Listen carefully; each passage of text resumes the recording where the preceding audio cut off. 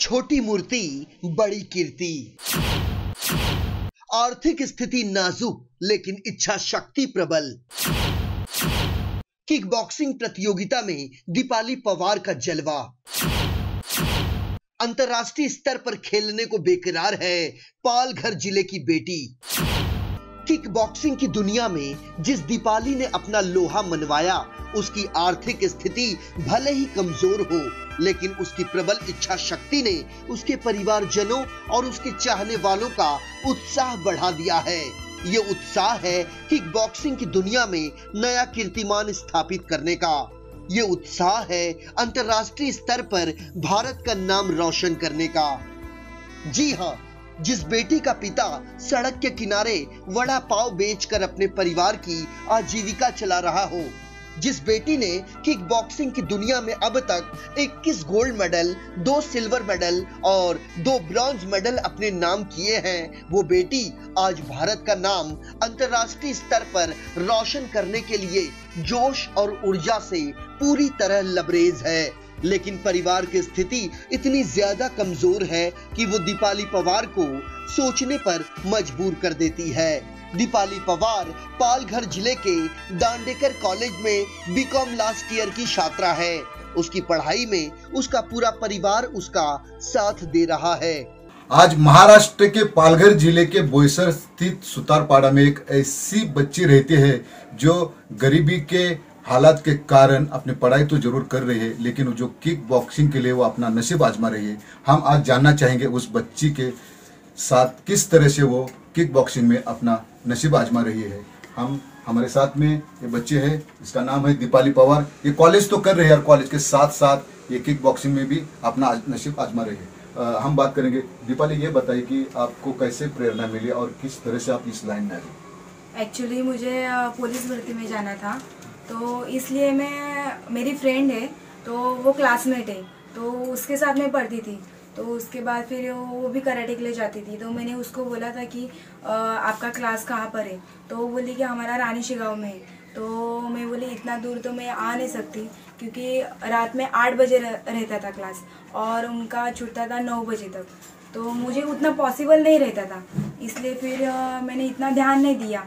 फिर उसके बाद फिर मैं 10th मेरा हो गया, तो मेरे भाई के फ्रेंड है, तो उन्होंने बताया कि यहाँ पर स्कूल में अपने नज़दीकी क्लास लेते, किशोर धोड़ी ऐसा नाम है उनका।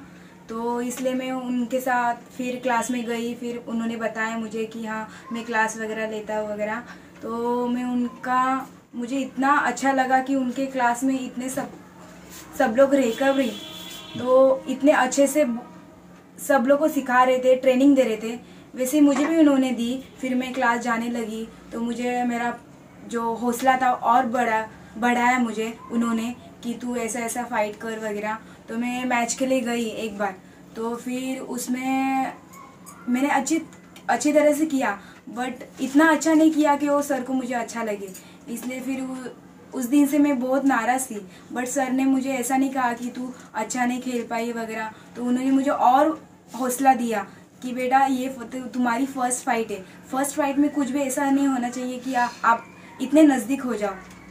इसलिए उन्होंने मुझे और प्रोत्साहित किया। जब मैं स्टेट लेवल गई तो मैं वो फाइट जीत पाई। उसके बाद फिर और मैं नेशनल में गई, तो उन्होंने मुझे इतना हौसला दिया कि मैं नेशनल तक पहुंच जाऊँ और मेरा गोल्ड मेडल हो जाए ऐसा। तो आपको क्या दिक्कतों का सामना नहीं करना पड़ा? कुछ परेशानी नहीं पड़ी क्या? एकदम इजी से आप यहाँ तक पहुँची?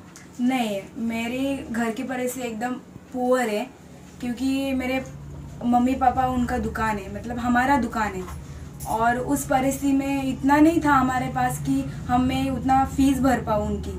तो मुझे किशोर सर ने बहुत प्रोत्साहित किया कि बोला कि बेटा मैं तुम्हारे साथ हूँ, कोई भी प्रॉब्लम हो, कोई भी हौसला मतलब आगे बढ़ाना चाहिए तो मैं तुझे सब कुछ कर दूंगा ऐसा। और मेरे मॉम डैड भी सब उन्होंने भी वही कहा था कि तू पीछे मत रहे, आगे बढ़ती जा, हम लोग है पीछे, हम लोग हमसे जितना हो पाएगा उतना हम लोग करेंगे तेरे लिए, ऐसा बोल के फिर और मम्मी पापा ने भी हेल्प की और सर ने भी हेल्प की हमारी। तो आपके पापा और मम्मी क्या काम करते हैं? हमारे मम्मी और पापा हमारा दुकान है। किस तरह का दुकान है? चाइनीज भेल का दुकान है उनका। तो वो शाम को 5 बजे से 8 बजे तक वो चलाते हैं। वगैरह, और उसके ऊपर ही हम लोग सब कुछ हमारा घर वगैरह चलता है उस पर ही। से यह भी जानना चाहेंगे कि जिस तरह से उनकी गरीबी हालात है, पिताजी एक टपरी पे काम करते हैं जो हाथ गाड़ी है जिसपे वड़ा पाव बेचते हैं और अपना गुजारा करते हैं, और उसी के साथ में ये दीपाली अपना किक बॉक्सिंग में भी नसीब आजमा रही है। उनसे जानना चाहेंगे, दीपाली ये बताइए कि आपके पिताजी की कंडीशन इतनी वीक और गरीब होने के बाद भी आप इस तरीके किक बॉक्सिंग में नसीब आजमा रही है, उसके बारे में बताइए। मेरे घर वाले ने कभी भी मुझे ऐसा बोला नहीं कि आप किक बॉक्सिंग मत खेलो, इतना पैसा वेस्ट हो रहा है। तो उनका यही उद्देश्य है कि मेरी बेटी आगे जाए और देश का नाम रोशन करे, और उनका यही प्रॉब्लम है कि बट हमारे हाथ गाड़ी पर उतना हमारा गुजारा नहीं हो पाता। बट तभी भी वो हम दोनों को हमें इतना सपोर्ट करते हैं कि मैं आगे जाऊँ और फिर उनका देश का नाम रोशन करे वगैरह। एक्चुअली हमारे घर की परिस्थिति उतना नहीं है, जो भी है मुझे चाहिए वो मेरे सर मुझे हेल्प करते हैं, बट उतना फाइनेंशियल प्रॉब्लम नहीं है कि मैं उतना देश के लिए रिप्रेजेंट कर पा सकती हूँ। तो मुझे उसी की मदद चाहिए कि मैं फाइनेंशियल प्रॉब्लम से दूर हो जाऊँ और अपना देश का नाम रोशन कर पाऊँ। और मुझे उसकी तरफ से ऐसा भी चाहिए कि कोई मुझे स्पॉन्सर करे वगैरह, और मेरा घर की परिस्थिति भी अच्छी सुधार सके वगैरह। मैं सुबह 7 बजे जाती हूँ कॉलेज में और दोपहर में 12 बजे आ जाती हूँ। शाम को फिर मैं हाथ गाड़ी पर मेरे पापा का मदद करती हूँ, और फिर शाम को मेरा क्लास रहता है 5 से 8 बजे तक, तो मैं संभाल लेती हूँ। उसके बाद आई तो सब घर का वही रूटीन हो जाता है बार बार। दीपाली के टीचर उसे किक बॉक्सिंग का प्रशिक्षण देने में कोई कोर कसर नहीं छोड़ते, लेकिन दीपाली हमेशा अपने भविष्य को लेकर चिंतित रहा करती है। इसलिए अब वो पूरा ध्यान अपने प्रशिक्षण पर दे रही है। दीपाली के पिता सुरेश पवार बोईसर के सुतारपाड़ा इलाके में 10 बाई 10 की खोली में अपने परिवार के साथ रहते हैं और ठेले पर वड़ा पाव बेचकर किसी तरह घर खर्च चलाते हैं। वहीं दीपाली के परिवार में एक बहन भी है जो पढ़ाई करती है और एक भाई जो एक प्राइवेट कंपनी में छोटी मोटी जॉब करता है।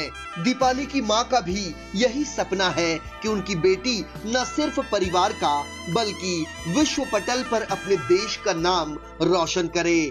उन्हें गर्व है अपनी बेटी पर। हम लोग को आगे भेजने का है उसको।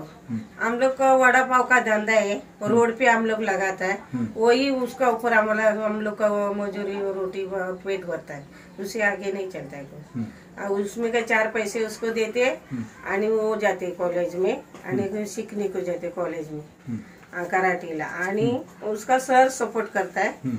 मेरे लड़के का तबीयत नहीं ठीक है, 2-4 महीना हो गया।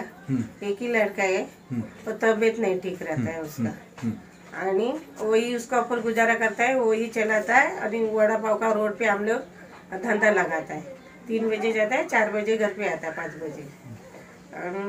कुछ नहीं, आगे जाना मांगता है, सीखना मांगता है। हम लोग का कंडीशन पैसे का मजबूरी है, हम लोग के पास पैसा नहीं। हम लोग रोड पे खड़ा रह के धंधा करता है रात को।